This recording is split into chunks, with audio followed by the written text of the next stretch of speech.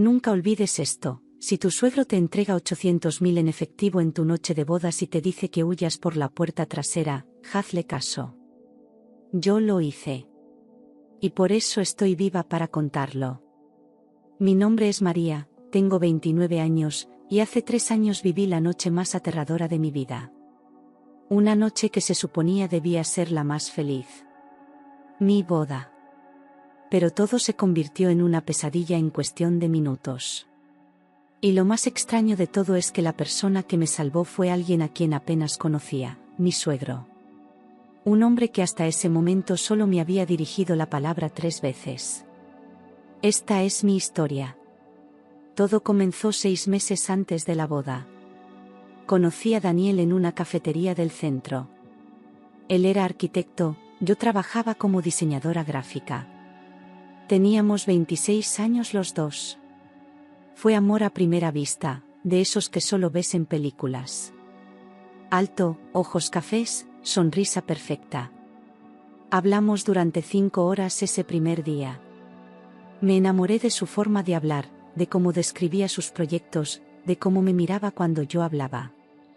A los 2 meses ya vivíamos juntos. A los 4 meses me propuso matrimonio. Sé que suena rápido, pero cuando sabes, sabes. O eso pensaba yo. Mis padres estaban felices. Mis amigas decían que era el hombre perfecto. Todo parecía un cuento de hadas. Pero había algo extraño que yo no quería ver. Algo que ignoré porque estaba demasiado enamorada. Daniel casi nunca hablaba de su familia. Cuando le preguntaba por sus padres, cambiaba de tema. Decía que su papá era un hombre muy ocupado, que viajaba mucho, que era complicado. Su mamá había muerto cuando él tenía 15 años. Eso era todo lo que sabía. No había fotos familiares en su departamento. No había historias de infancia. Nada. Como si su vida hubiera comenzado a los 20 años. La primera vez que conocí a su papá fue 2 semanas antes de la boda. Don Roberto. Un hombre de unos 60 años, delgado, con canas, cara seria. Vino a nuestra casa para conocer a la novia, según dijo Daniel. Entraron juntos al departamento y la tensión se podía cortar con un cuchillo. Don Roberto me dio la mano, me miró fijamente durante varios segundos sin decir nada, y luego simplemente asintió. Mucho gusto, María, me dijo con voz grave. El gusto es mío, don Roberto, respondí nerviosa. Se sentó en la sala. Daniel estaba pálido. Yo preparé café. Durante toda la visita, que duró apenas 20 minutos, don Roberto no dejó de observarme. No de forma incómoda o acosadora. Era diferente. Me estudiaba. Como si estuviera buscando algo en mi cara, en mis gestos, en mis palabras. Le hice preguntas normales. Que cómo estaba, que si vivía cerca, que si estaba emocionado por la boda. Sus respuestas fueron cortantes. Bien.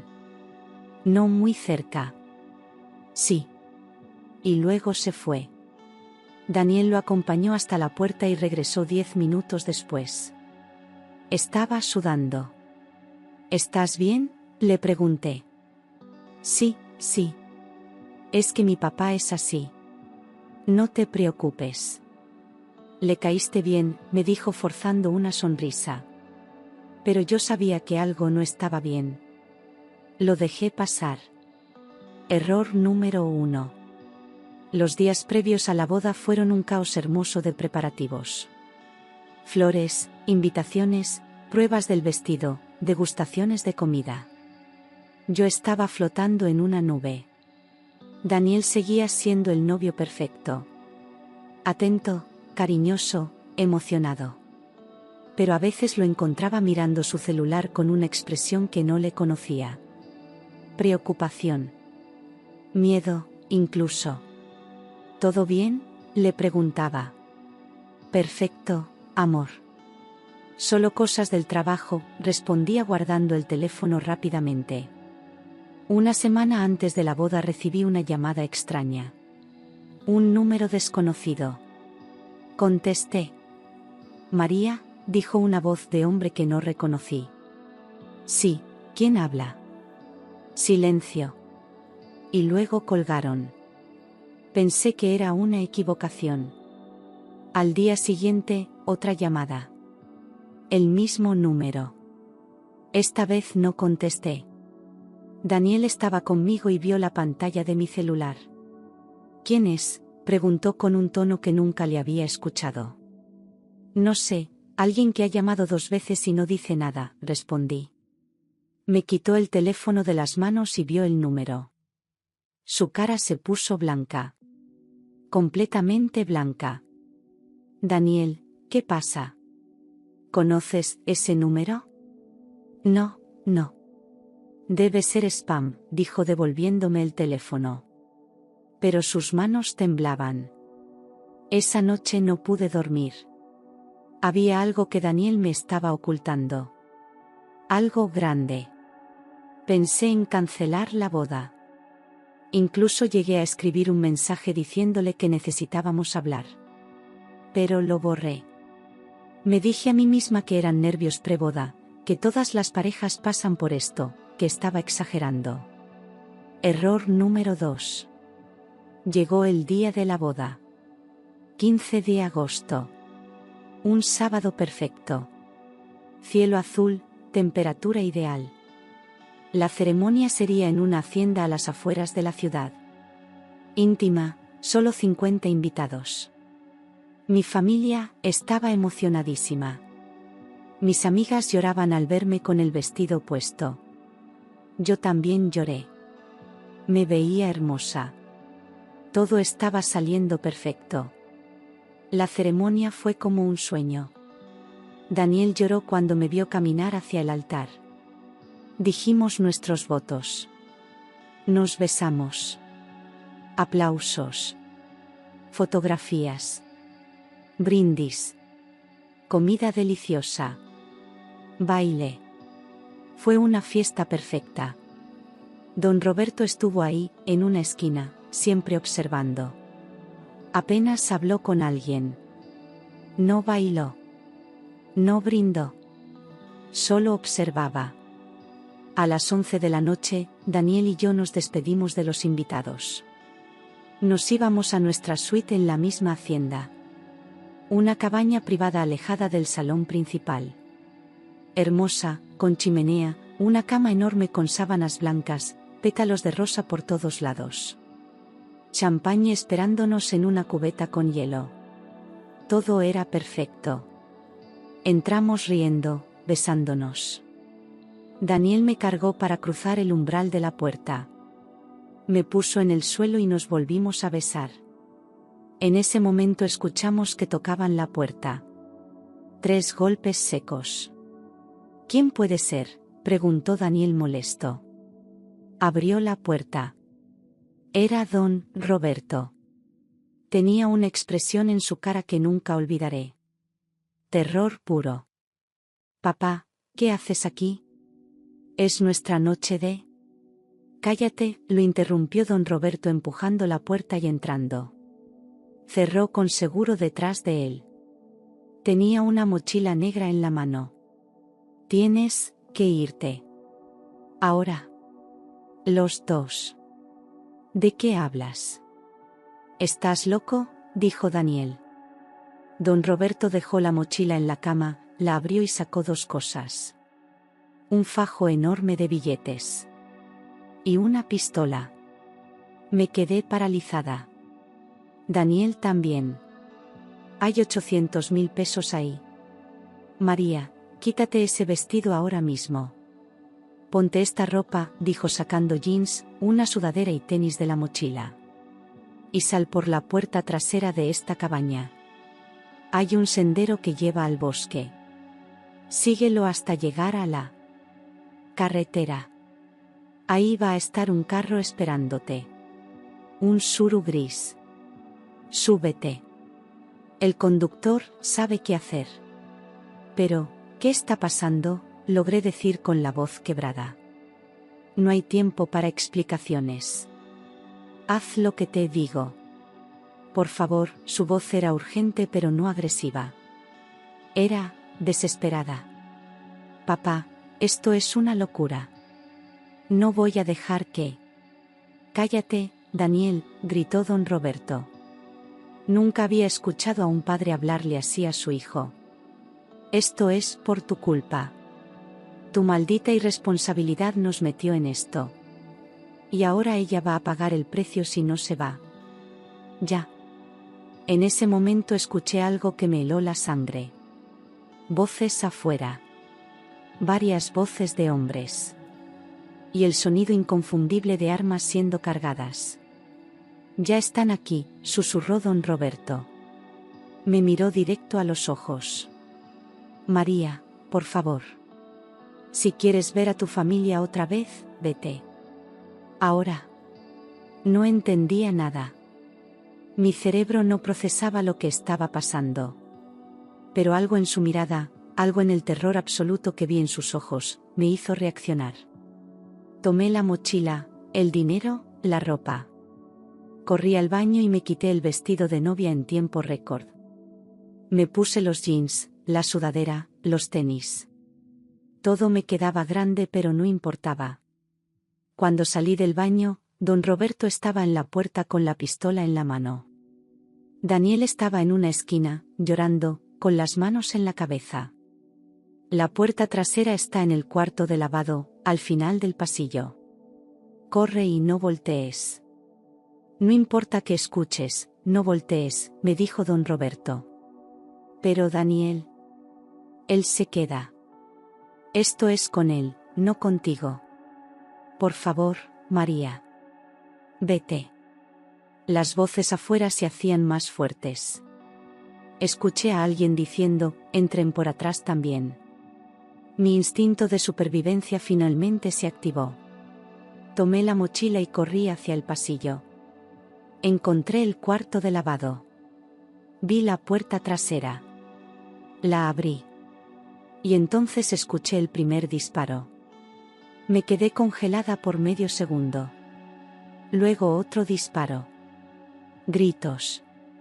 Más disparos. Mi cuerpo se movió antes que mi mente. Corrí hacia el bosque. Mis pies apenas tocaban el suelo. Las ramas me rasguñaban la cara. Tropecé 2 veces pero me levanté y seguí corriendo. No podía ver bien por las lágrimas pero seguí el sendero como me había dicho don Roberto.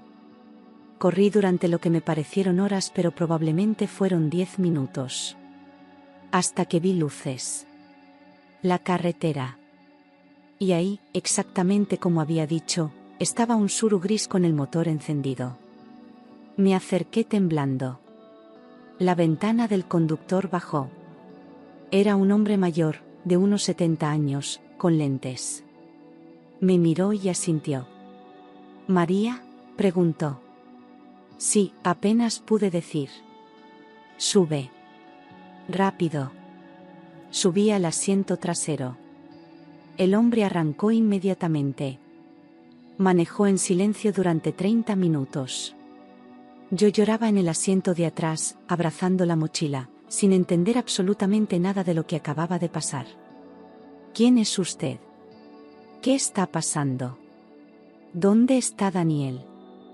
¿Don Roberto está bien? Las preguntas salían de mi boca sin control. No puedo responder eso, señorita. Don Roberto me pagó para traerla a un lugar seguro. Eso es todo lo que sé, respondió el hombre sin voltear. Me llevó a un hotel en otra ciudad. Me dio una llave de una habitación ya pagada por una semana. Me dijo que no saliera, que no llamara a nadie, que esperara. Y se fue. Pasé 3 días encerrada en esa habitación. Sin celular, sin ropa más que la que traía puesta y una muda que había en la mochila. Solo yo, el dinero, y 1.000.000 de preguntas. No prendí la televisión. No quería saber. Tenía miedo de saber. Al 4.º día alguien tocó la puerta. Casi me da un infarto. Miré por la mirilla. Era don Roberto. Tenía un ojo morado y el labio partido. Abrí la puerta. Entró rápido y cerró con seguro. Se sentó en la cama y suspiró profundamente. Lamento todo esto, María. Lamento que hayas tenido que pasar por esto, dijo con voz cansada. ¿Qué pasó? ¿Dónde está Daniel? ¿Está vivo?, pregunté con lágrimas en los ojos. Don Roberto me miró con una tristeza infinita. Daniel está vivo. Pero ya no es tu problema. Ya no es el problema de nadie más que mío. Y entonces me contó todo. La verdad que Daniel nunca me dijo. La verdad que me hubiera hecho huir desde el primer día si la hubiera sabido. Daniel tenía deudas. Pero no eran deudas normales de tarjetas de crédito o préstamos bancarios. Daniel le debía dinero a gente muy peligrosa. Narcotraficantes. 2 millones de pesos. Había sido su socio en un negocio de distribución hacía 3 años. Daniel manejaba la logística, ellos ponían el producto. Todo iba bien hasta que Daniel decidió quedarse con dinero que no le correspondía. Se robó 2 millones pensando que podría desaparecer y empezar una vida nueva. Pero esa gente no perdona. Lo encontraron. Le dieron un ultimátum: devuelve el dinero en 6 meses o mueres. Daniel no tenía el dinero. Se lo había gastado todo en su estilo de vida, en el departamento bonito, en los coches, en las salidas caras. Don Roberto intentó ayudarlo vendiendo propiedades, pero solo logró reunir 800.000. No era suficiente. Entonces esa gente le dio otro ultimátum a Daniel: encuentra una forma de conseguir el resto o te matamos. Y aquí viene la parte que me destruyó. Daniel pensó que casándose conmigo podría ganar tiempo. Pensó que si yo venía de una familia de clase media, tal vez mis padres podrían prestar dinero. O tal vez él podría vender mis cosas, usar mis tarjetas, pedir préstamos a mi nombre. Me usó. Todo fue mentira desde el inicio. Nunca me amó. Yo era solo una solución a su problema. Pero esa gente se cansó de esperar. Decidieron ir por él la noche de la boda. Querían matarlo frente a mí para enviar un mensaje. Don Roberto se enteró esa misma tarde. Tenía un contacto dentro de la organización, alguien que le debía un favor.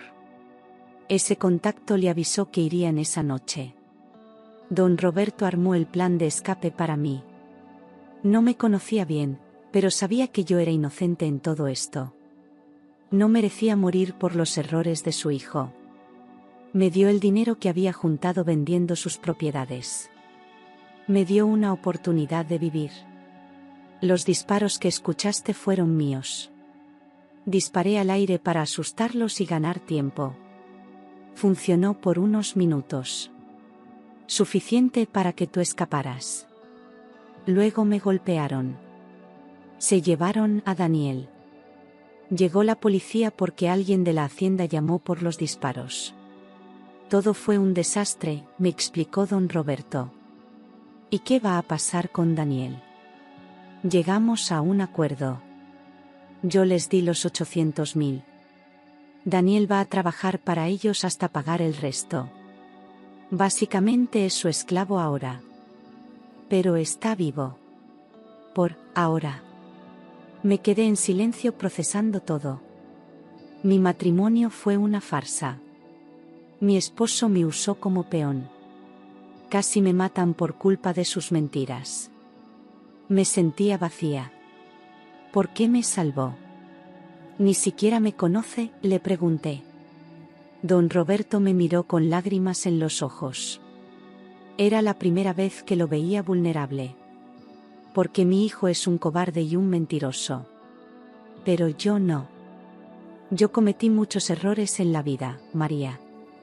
Fui un mal padre. Por eso Daniel es como es. Pero no iba a dejar que una chica inocente pagara por mis errores y los de él. Era lo mínimo que podía hacer. Lo único bueno que he hecho en años. Lloramos juntos esa tarde en ese cuarto de hotel. Dos extraños unidos por la tragedia y las malas decisiones de un hombre que ambos creímos conocer. Don Roberto se fue esa noche.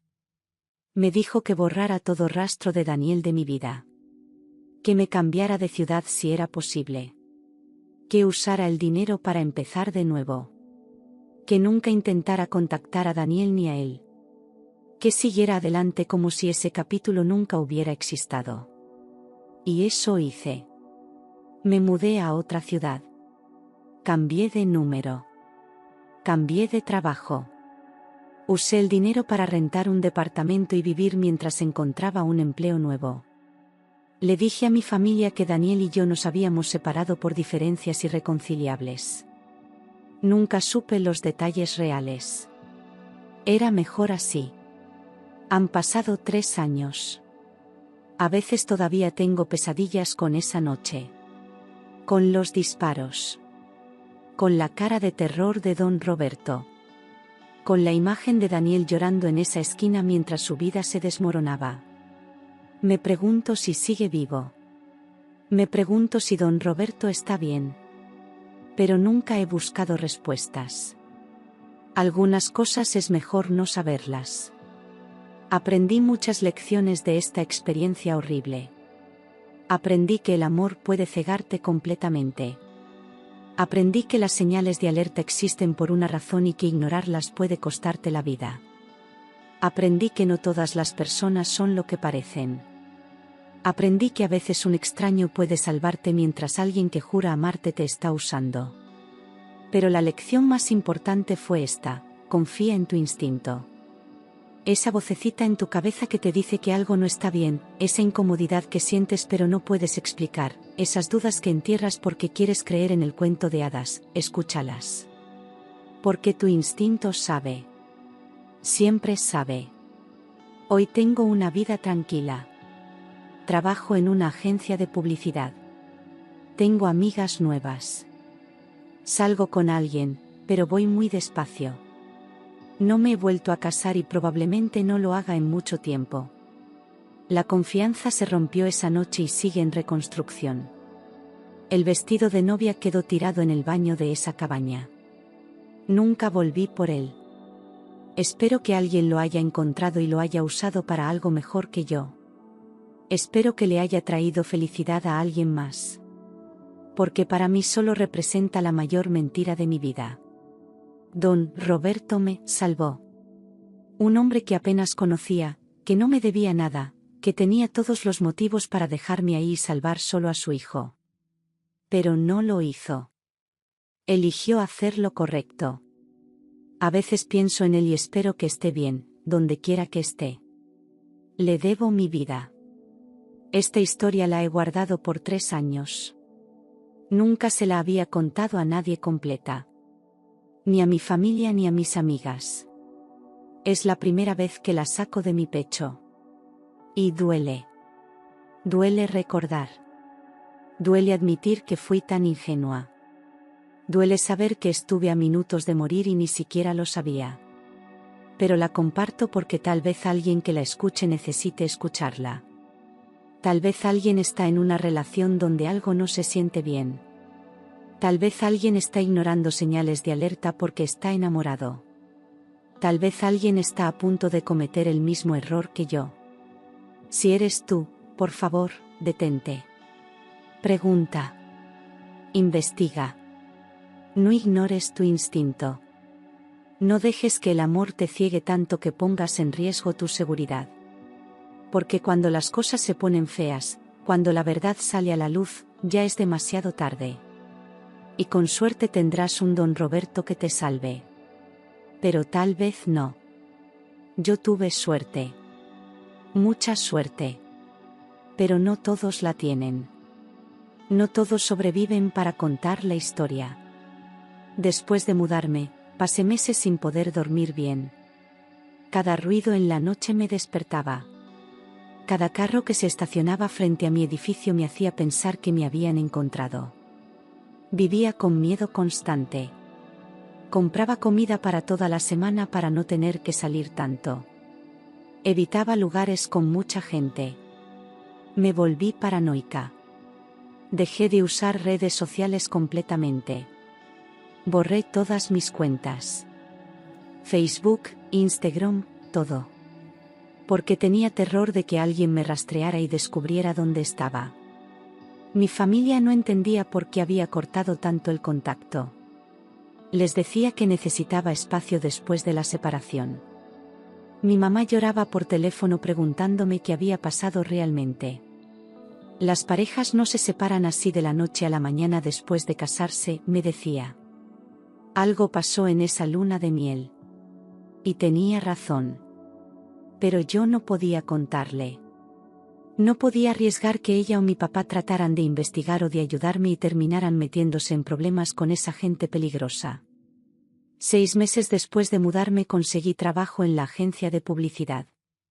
Fue difícil porque no tenía referencias recientes. Tuve que inventar una historia sobre haber estado viajando por el mundo después de terminar una relación. Mi jefa era una mujer de 40 años llamada Patricia. Era dura pero justa. El primer día me dijo, veo algo en tus ojos. Como si estuvieras huyendo de algo. No me importa qué sea. Solo trabaja bien y no traigas problemas aquí. Asentí sin decir nada. Ella nunca volvió a preguntar. Los primeros meses en el trabajo fueron raros. Mis compañeros trataban de ser amigables pero yo los mantenía a distancia. No iba a las salidas después de la oficina. No compartía detalles de mi vida personal. Me ganó la reputación de ser fría y antisocial. Pero era necesario. No podía arriesgarme a que alguien supiera demasiado sobre mí. Una compañera llamada Sofía fue especialmente persistente. Me invitaba a tomar café todas las semanas. Yo siempre decía que no. Hasta que un día dijo, mira, no sé qué te pasó antes, pero aquí estás segura. Todos tenemos historias. Algo en su tono me hizo confiar un poco. Le conté a Sofía una versión editada de mi historia. Le dije que mi ex tenía problemas con gente peligrosa y que tuve que irme para protegerme. No mencioné los detalles de la boda ni el dinero ni los disparos. Solo lo suficiente para que entendiera. ¿Por qué era tan cerrada? Sofía me abrazó y lloró conmigo. Hiciste lo correcto al irte, me dijo. Desde ese día se convirtió en mi mejor amiga. Era la única persona en mi nueva vida que sabía aunque sea un poco de mi pasado. Al año de haberme mudado, un día estaba en el supermercado comprando verduras cuando vi a alguien que me hizo congelarme. Un hombre de espaldas, alto, con el mismo corte de cabello que Daniel. Mi corazón empezó a latir tan fuerte que pensé que me iba a desmayar. Me escondí detrás de un pasillo y lo observé. El hombre volteó. No era Daniel. Ni siquiera se parecía tanto. Pero ese momento me hizo darme cuenta de que todavía no estaba bien. Que el trauma seguía ahí, esperando cualquier excusa para salir. Decidí ir a terapia. Encontré una psicóloga llamada doctora Ramírez. Le conté toda la historia completa. Fue la primera vez que le dije todo a alguien. Ella no se sorprendió ni me juzgó. Solo escuchó. Al final me dijo, María, lo que viviste fue un trauma severo. Casi pierdes la vida. Fuiste traicionada por alguien en quien confiabas completamente. Es normal que sigas teniendo miedo. Pero no puedes vivir así para siempre. Vamos a trabajar juntas para que recuperes tu vida. Lloré durante toda esa sesión. La terapia fue dura. Tuve que revivir esa noche muchas veces. Los disparos, la cara de don Roberto, la carrera por el bosque. Tuve que procesar la traición de Daniel. Tuve que aceptar que el hombre que creí amar nunca existió realmente. Todo fue una actuación. Me usó como un objeto, como una herramienta para resolver sus problemas. La doctora Ramírez me ayudó a entender que nada de eso fue mi culpa. Que las señales de alerta estaban ahí pero que alguien manipulador sabe cómo esconderlas bien. 2 años después de mudarme, mi papá se enfermó. Cáncer de pulmón. Tuve que volver a mi ciudad natal para visitarlo en el hospital. Fue aterrador. Cada esquina me traía recuerdos. Pasé por la cafetería donde conocí a Daniel y sentí náuseas. Fui directo al hospital sin detenerme en ningún lado. Mi mamá estaba destrozada. Mi papá se veía tan frágil en esa cama de hospital. Me tomó la mano y me dijo: hija, sé que algo malo te pasó con ese muchacho. No sé qué fue, pero te conozco. Cambiaste. Solo quiero que sepas que estoy orgulloso de ti por ser fuerte. Durante esa visita al hospital me encontré con una antigua amiga en el elevador. Carla. Habíamos sido mejores amigas antes de que yo conociera a Daniel. Nos abrazamos y ella empezó a hacerme preguntas sobre mi vida. Le conté que me había mudado y que estaba bien. Entonces ella bajó la voz y me dijo algo que me dejó helada. ¿Supiste lo que le pasó a Daniel? Mi corazón se detuvo. No, ¿qué le pasó?, pregunté tratando de sonar casual. Carla me miró con lástima. Lo mataron hace como 6 meses. Salió en las noticias. Dijeron que estaba metido en cosas feas. Me tuve que sentar en una silla del pasillo del hospital. Daniel estaba muerto. Después de todo, no había logrado pagar su deuda. Esa gente cumplió su amenaza. Sentí una mezcla rara de emociones. Tristeza por el Daniel que creí conocer, por el hombre que pudo haber sido si hubiera tomado mejores decisiones. Alivio porque ya no tendría que preocuparme de que me encontrara o me buscara. Culpa por sentir alivio. Y enojo, mucho enojo, porque desperdició su vida y casi destruyó la mía por su egoísmo y sus malas decisiones. Carla me dio más detalles. Daniel había aparecido muerto en un terreno baldío en las afueras de la ciudad. La policía dijo que tenía múltiples heridas y que todo indicaba que era un ajuste de cuentas. Don Roberto había identificado el cuerpo. El funeral fue pequeño, casi nadie fue. Don Roberto se veía destrozado, según me contó Carla, quien fue solo por curiosidad. Pobre hombre, dijo Carla. Perder a tu único hijo así debe ser horrible. Yo no dije nada. Solo asentí. Porque la verdad era mucho más complicada que eso. Esa noche en el hotel donde me estaba quedando, lloré por horas. No por Daniel exactamente, sino por todo lo que pudo haber sido y nunca fue. Por los 6 meses de relación que creí que eran reales pero eran mentira. Por la vida que imaginé tener con él. Por la inocencia que perdí esa noche en la cabaña. Por tener que vivir con miedo durante 2 años solo para descubrir que la amenaza ya no existía porque lo habían matado. Me sentía vacía. Como si todo ese tiempo huyendo y escondiéndome hubiera sido en vano.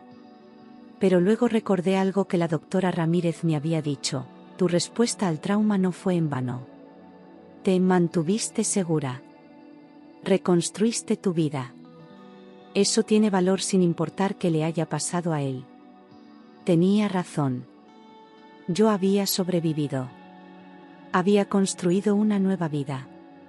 Tenía un trabajo que me gustaba, una amiga en quien confiaba, estaba en terapia trabajando en mi sanación. Daniel no me había destruido aunque lo intentó sin saberlo. Yo era más fuerte que todo eso. Después de enterarme de la muerte de Daniel, traté de buscar información sobre don Roberto. Quería saber si estaba bien. Si había logrado superar la muerte de su hijo. Busqué en redes sociales pero no encontré nada. Pregunté discretamente a Carla si sabía algo de él pero me dijo que no. Don Roberto había desaparecido después del funeral. Nadie sabía dónde estaba ni qué había sido de él. Parte de mí esperaba que estuviera bien, que hubiera encontrado paz. Otra parte de mí sabía que probablemente nunca la encontraría después de perder a su único hijo. 3 meses después de enterarme de la muerte de Daniel, recibí un paquete en mi departamento. No tenía remitente. Solo mi nombre y dirección. Mi primer instinto fue tirarlo sin abrirlo. Pero la curiosidad ganó. Adentro había una carta escrita a mano y una foto vieja. La carta era de don Roberto. Decía: María, espero que estés bien y que hayas logrado construir la vida que mereces. Daniel murió por sus propias decisiones. No fue tu culpa. Yo me voy lejos, a un lugar donde pueda olvidar todo esto. Solo quería que supieras que pienso en ti y que me alegra haberte salvado esa noche. Fuiste lo único bueno en toda esta historia terrible. Cuídate. Roberto. La foto era de Daniel cuando era niño, tal vez de unos 8 años. Estaba sonriendo, jugando con un balón de fútbol. Se veía feliz e inocente. Al reverso de la foto, don Roberto había escrito: este era mi hijo antes de que el mundo lo arruinara. Quería que vieras que hubo un tiempo en que fue bueno. Aunque no lo pareciera al final. Lloré sosteniendo esa foto. Porque ese niño inocente se había convertido en el hombre que casi me destruye. Y su papá tuvo que vivir sabiendo que había fallado en proteger a ese niño de convertirse en esa persona. Guardé la carta y la foto en una caja junto con las pocas cosas que había conservado de esa época. El recibo del hotel donde me escondí. La sudadera que don Roberto me dio esa noche, que nunca pude tirar. Un pedazo del velo de mi vestido de novia que se había quedado enganchado en mi cabello cuando huí y que encontré días después. Eran recordatorios de la persona que fui y de todo lo que sobreviví. No los miraba seguido, pero saber que estaban ahí me ayudaba de alguna forma extraña. 6 meses después conocí a Javier. Era diseñador en otra agencia y nos presentó Sofía en una reunión de trabajo. Era lo opuesto a Daniel en muchas formas. Bajito, lleno, con una sonrisa genuina y cálida. No trataba de impresionarme. No presumía. Solo era él mismo. Hablábamos de cosas simples. Películas, comida, música. Me invitó a salir y yo dije que sí, pero con miedo. Le dije desde el principio que venía de una relación muy mala y que iba despacio. Él solo dijo: no hay prisa. Vamos a conocernos sin presión. Las primeras citas con Javier fueron raras para mí. Cada vez que él hacía algo amable, mi cerebro buscaba el motivo oculto. Cuando pagaba la cuenta, pensaba: ¿qué quiere a cambio? Cuando me preguntaba sobre mi día, pensaba: ¿por qué quiere saber tanto? La doctora Ramírez me ayudó a entender que era mi trauma hablando. Que no todos los hombres eran como Daniel.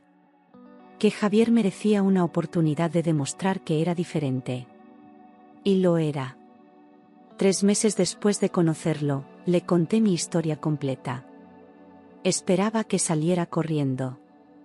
En vez de eso, me abrazó y dijo: gracias por confiar en mí. Javier nunca me presionó para nada. Cuando yo tenía días malos donde el trauma regresaba fuerte, él solo estaba ahí. Me traía comida, veíamos películas, o simplemente se sentaba conmigo en silencio. No trataba de arreglarme ni de darme consejos que no pedía. Solo me acompañaba. Eso era algo que nunca había experimentado antes. Una presencia constante y confiable sin agenda oculta. Sin manipulación. Sin mentiras. Solo una persona buena siendo buena porque sí. Han pasado 3 años desde que conocí a Javier. Seguimos juntos. Todavía voy a terapia, aunque ahora es cada 2 semanas en vez de cada semana. Los síntomas de estrés postraumático han mejorado muchísimo. Ya no me asusto con cada ruido. Ya no busco salidas de emergencia en cada lugar al que voy. Ya no pienso que todos me están mintiendo. He aprendido a confiar de nuevo, aunque todavía me cuesta. He aprendido que merece amor real, no la farsa que tuve con Daniel. Mi relación con mi familia también mejoró. Después de que mi papá se recuperara del cáncer, decidí contarles una versión más completa de lo que pasó con Daniel. No todos los detalles, pero lo suficiente para que entendieran por qué había cortado tanto el contacto. Mi mamá lloró y me dijo que ojalá le hubiera contado antes para poder ayudarme. Le expliqué que no podía, que era demasiado peligroso. Ahora hablamos todas las semanas por teléfono. Incluso los visité hace 2 meses y me quedé una semana con ellos. Fue sanador estar en mi ciudad sin miedo. A veces todavía pienso en don Roberto. Me pregunto dónde está, si encontró algo de paz, si se arrepiente de haber tenido que elegir entre su hijo y una extraña esa noche. Quiero creer que está en algún lugar tranquilo, lejos de todo lo que pasó. Quiero creer que no se culpa demasiado por cómo resultó Daniel. Porque la verdad es que cada persona toma sus propias decisiones. Don Roberto hizo lo mejor que pudo. Me salvó cuando no tenía obligación de hacerlo. Eso dice más de su carácter que cualquier error que haya cometido como padre. El vestido de novia nunca apareció. Asumí que lo tiraron o lo quemaron o lo usaron como evidencia en alguna investigación policial que nunca llegó a ningún lado. Es mejor así. No podría verlo sin revivir todo. Aunque a veces, en momentos raros, me pregunto cómo me veía esa noche. Hay exactamente 3 fotos mías con ese vestido. Mi mamá tomó una, mi mejor amiga de entonces tomó otra, y el fotógrafo de la boda tomó una durante la ceremonia. Están guardadas en un álbum que mi mamá tiene. Nunca he podido verlas. Tal vez algún día pueda. La hacienda donde fue la boda cerró 2 años después de lo que pasó. No por lo que pasó conmigo específicamente, sino porque tuvieron otros problemas de seguridad. Carla me contó que ahora es solo un terreno abandonado lleno de maleza. Es irónico. Un lugar que se suponía celebraba amor y nuevos comienzos terminó siendo testigo de traición y violencia y ahora está muerto también. Como si el universo hubiera decidido que ese lugar ya cumplió su propósito oscuro y ya no servía para nada más. Hay días buenos y días malos todavía. Días donde me siento completamente normal y sanada, y días donde algo pequeño, una canción o un olor o una frase, me regresa a esa noche. Pero los días buenos son cada vez más frecuentes que los malos. Y he aprendido a ser paciente conmigo misma en los días difíciles. A no juzgarme por todavía estar procesando algo que pasó hace años. El trauma no tiene un cronograma fijo de recuperación. La sanación no es lineal. Es un camino con subidas y bajadas y vueltas inesperadas. Lo más importante que aprendí es que sobrevivir no es suficiente. Después de sobrevivir viene el trabajo duro de reconstruir. De decidir quién quieres ser después del trauma. De no dejar que lo que te pasó defina completamente tu identidad. Sí, soy una sobreviviente. Sí, pasé por algo horrible. Pero también soy María. Diseñadora gráfica. Amiga leal. Novia de Javier. Hija que llama a su mamá todos los domingos. Persona que ama el café con canela y las películas de terror y los gatos. Soy más que solo mi trauma. A veces me pregunto qué hubiera pasado si don Roberto no hubiera llegado esa noche. Si no me hubiera dado el dinero y la ropa y las instrucciones para escapar. Probablemente estaría muerta. O si hubiera sobrevivido, estaría traumatizada de una forma mucho peor por haber presenciado lo que le hicieron a Daniel. Don Roberto me dio un regalo al salvarme, la oportunidad de vivir sin cargar con más horror del necesario. Ya fue suficientemente malo lo que viví. No puedo imaginar cuánto peor hubiera sido si me hubiera quedado. Esta historia no tiene un final feliz perfecto de película.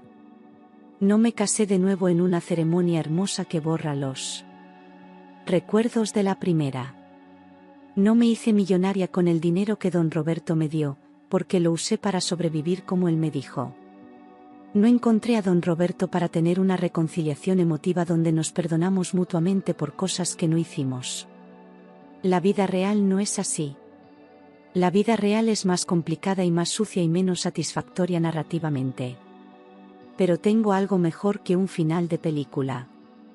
Tengo una vida real. Una vida que construí con mis propias manos después de que todo se derrumbara. Una vida que nadie puede quitarme porque es genuinamente mía. Sin mentiras. Sin manipulación. Sin secretos oscuros esperando explotar.